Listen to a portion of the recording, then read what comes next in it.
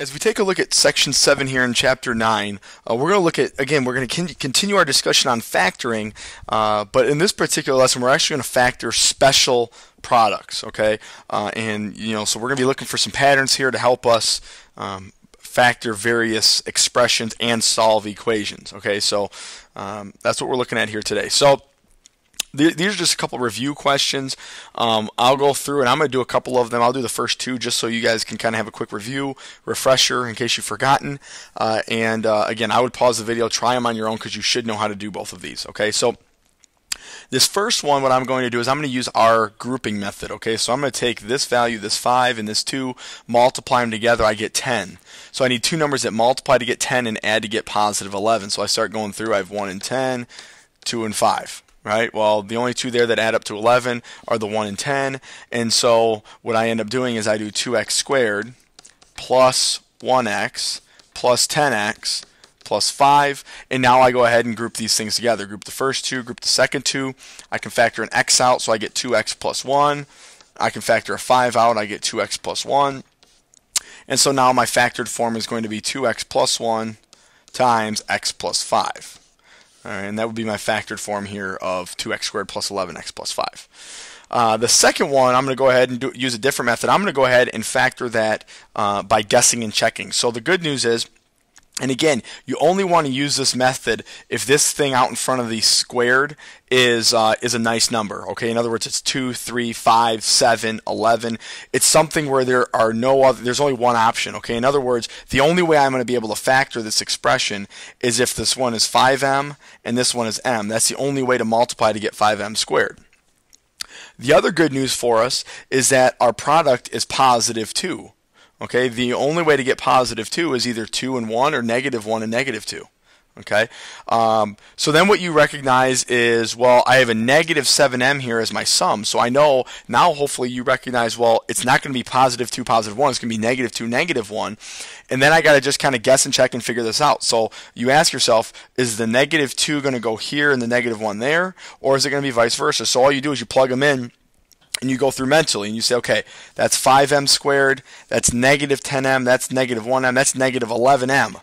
Okay, so obviously right now I have my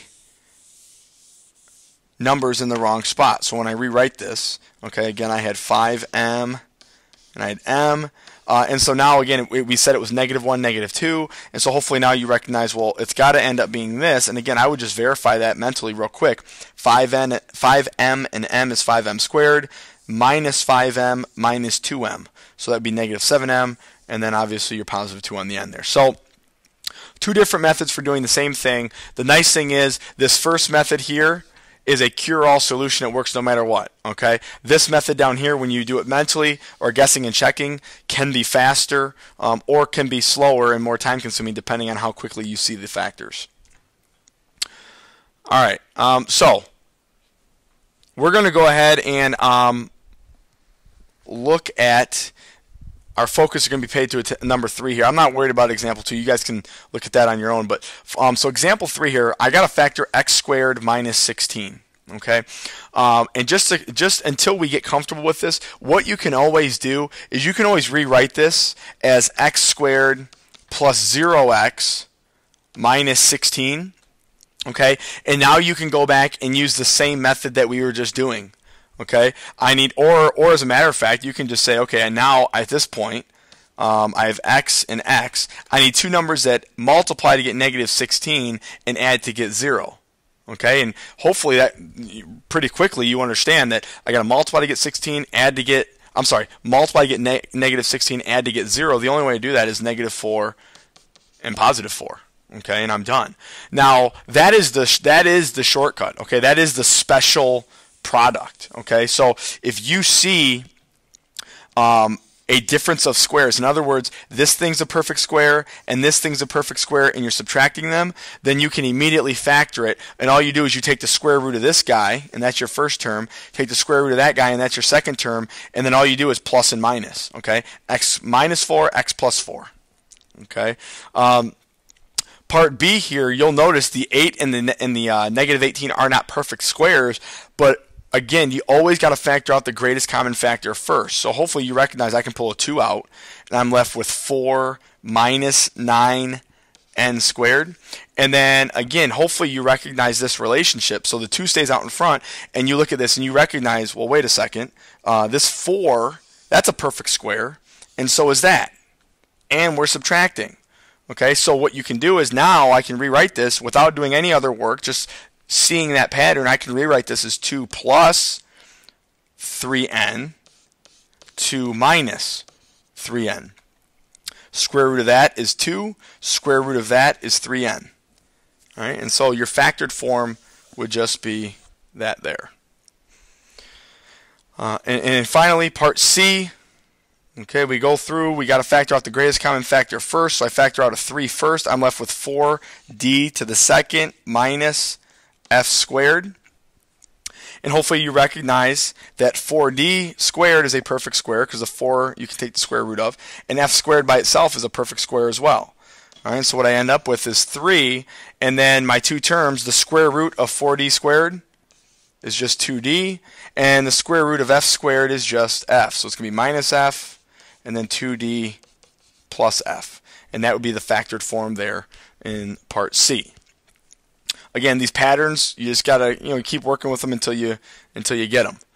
All right, part D, again, good news right away. That's a perfect square, that's a perfect square, and we're subtracting. And so without doing any work, I know this is w plus 6k, w minus 6k. Done. Okay, again, FOIL it back out just to make sure you're right. Same thing here in part E. Okay, that's a perfect square, and that's a perfect square. So I have xy minus 5, xy plus 5. Right? The square root of x squared y squared is just going to be xy. And again, you guys can go through and finish these last couple up here on your own. Again, perfect square, so you can factor it. All right. This next example is a little bit more difficult, especially if you look at part G, because I involve x and y. Okay, if it's only one variable, then you have a variety of methods you can use. But when there's 2 variables, you really have to see the pattern. Okay, so the first thing I'm going to do is I'm going to factor out the greatest common factor first. So I can pull a 3 out of everything. So I have x squared plus 2xy plus y squared. All right, and really what you have to recognize is that this middle term is 2 times each of these terms, okay? The square root really of each of these terms. All right, and so what you end up being able to do is you can factor this now into x plus y.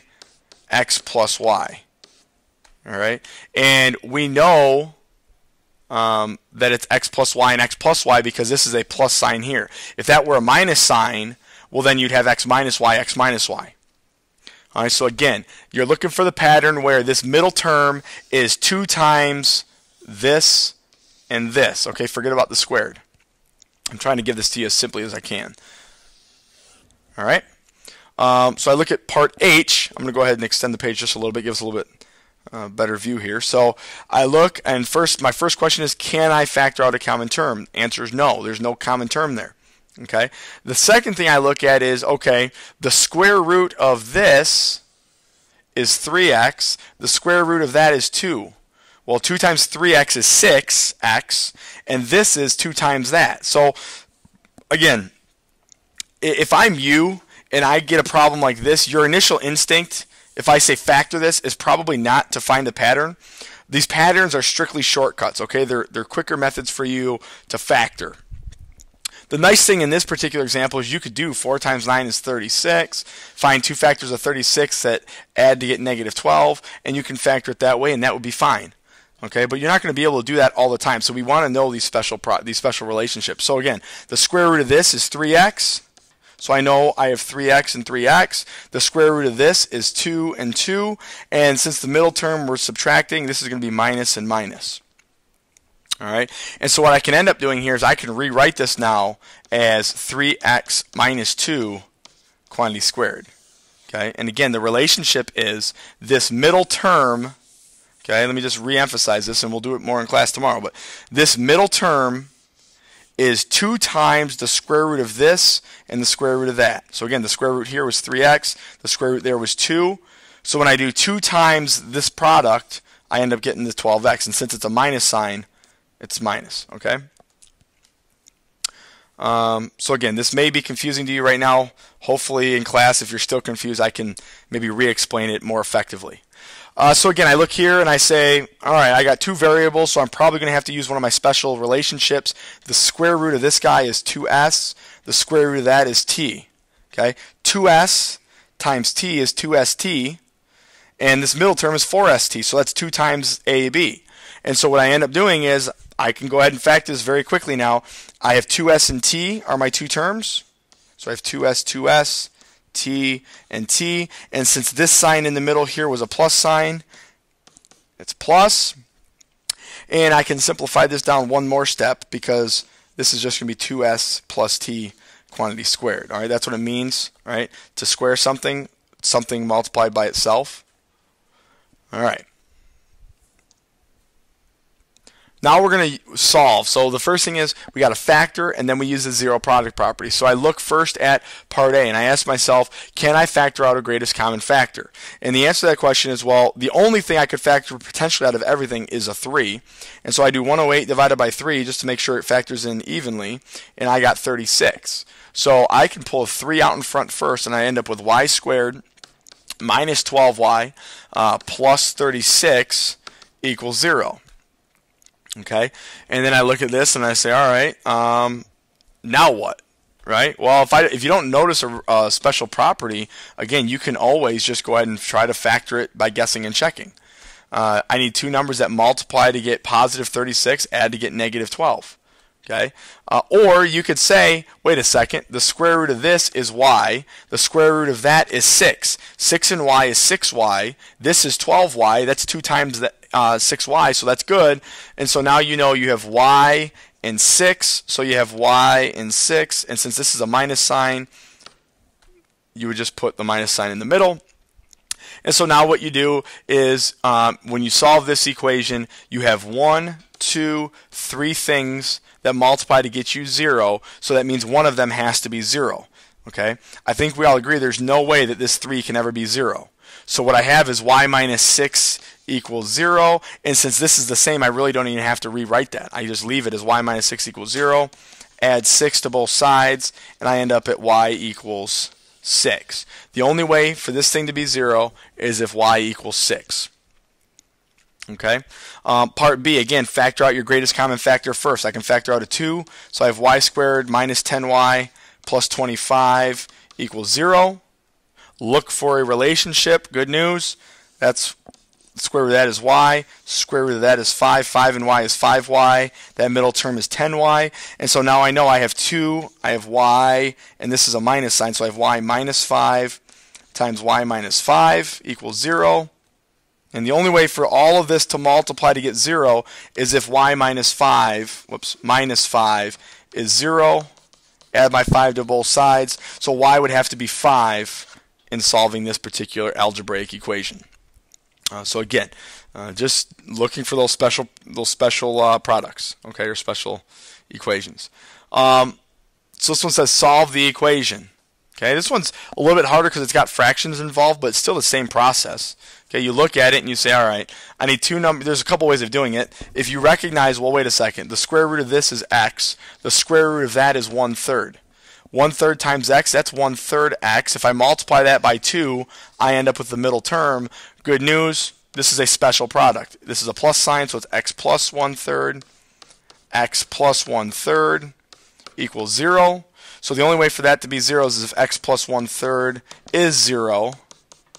And so I go through, just use my algebra skills, and I get x equals negative 1/3.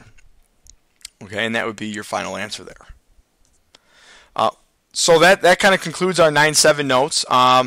Again, some brand new stuff, some shortcuts that you can use and that you can see. And again, any questions that you have, as usual, bring them to class, and we'll take those first thing.